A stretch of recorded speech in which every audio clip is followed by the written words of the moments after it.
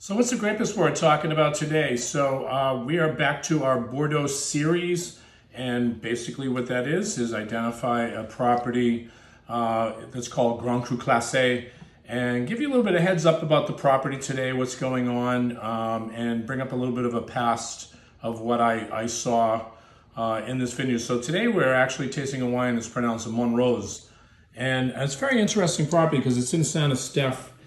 And it is actually a second growth in what we call one of the super seconds, one of the top echelon wines. But it's right up here in Estephe, and you can see it's all the way to the top of what they call the Gironde estuary. You've got the Atlantic coming in here, you've got the Gironde River here. So the proximity of this to the Atlantic Ocean and the Gironde is very, very interesting, and I'll explain why. So back when I was tasting these wines in 2003, a very, very hot year. I don't know if people remember, a lot of people died in France because the temperatures were well above 100 degrees.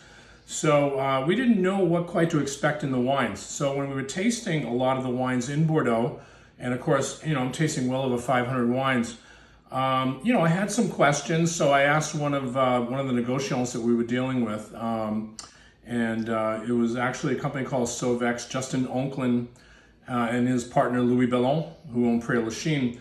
I was asking Justin, I said, just out of curiosity, what do you think was the best area in 2003 at the time, because of this heat, very hot climactic conditions? He said, well, in his opinion, it was Estephe. And I said, whoa, so not the Pauillacs, not the Margots.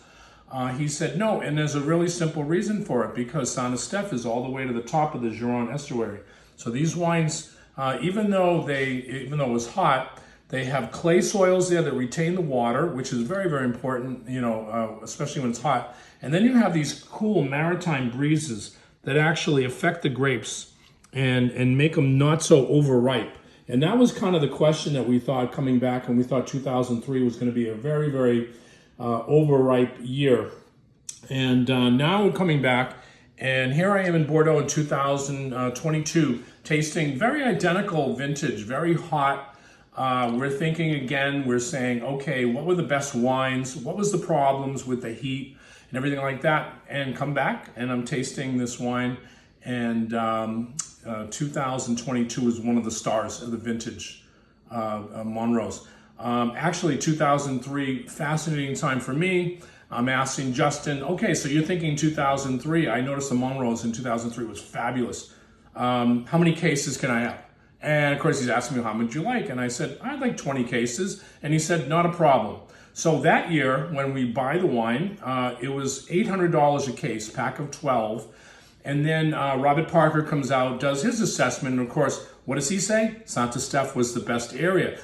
We didn't want to tell anybody, but then the price went from $800 to $2,400 a case. And I had people actually begging me and saying, can I buy this wine from you at $2,400? Again, we were selling it for $800. We paid less than that at the time. Montrose was kind of flying under the radar. Now, coming back to 22, I'm in Bordeaux again. I'm asking my merchants and everything like that, how much Montrose can I actually have? And they kind of laughed. They said, oh, that's going to be a tough one. And you say, well, I'll do anything. I'll even buy the second wine, which is called Dame de Montrose. And they said, that's the hottest wine right now in Bordeaux. And I was kind of like, because that was the best second wine that I actually tasted as well.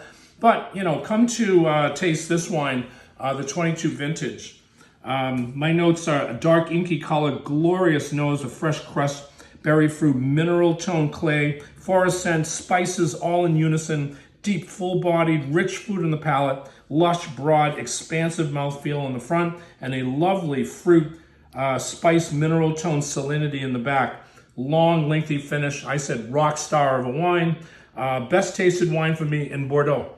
Perfect. Sign me up. And so I went out and I tried to say, okay, how many cases of the 22 can I have? This is a 2018, which, by the way, was one of the top wines as well. Very, very hard wine to get. Just to highlight, where does David get a lot of information from on these Bordeaux? Because he seems to know a lot about these Bordeaux. This was a book, actually, I purchased close to 30 years ago. It's by the family Ferret up here. This is the 5th generation to actually write about this book. And guess what? There are 6,000 chateaus in Bordeaux. Now, not all of them are obviously Chateau Montrose, because this is called Grand Cru Classe, the best of the best. And we talk about the family, very wealthy family owners that own Montrose, but they're making great wines. And I wanted to highlight this producer because I think at one time, yes, it was flying under the radar. Nobody really knew too much about Montrose except for its lengthy stay as a second growth. Now the wines are achieving almost the same level as first growth. Again, this is David Kohl, the Grape Explorer, talking about grapes and talking about Grand Cru Classe Bordeaux.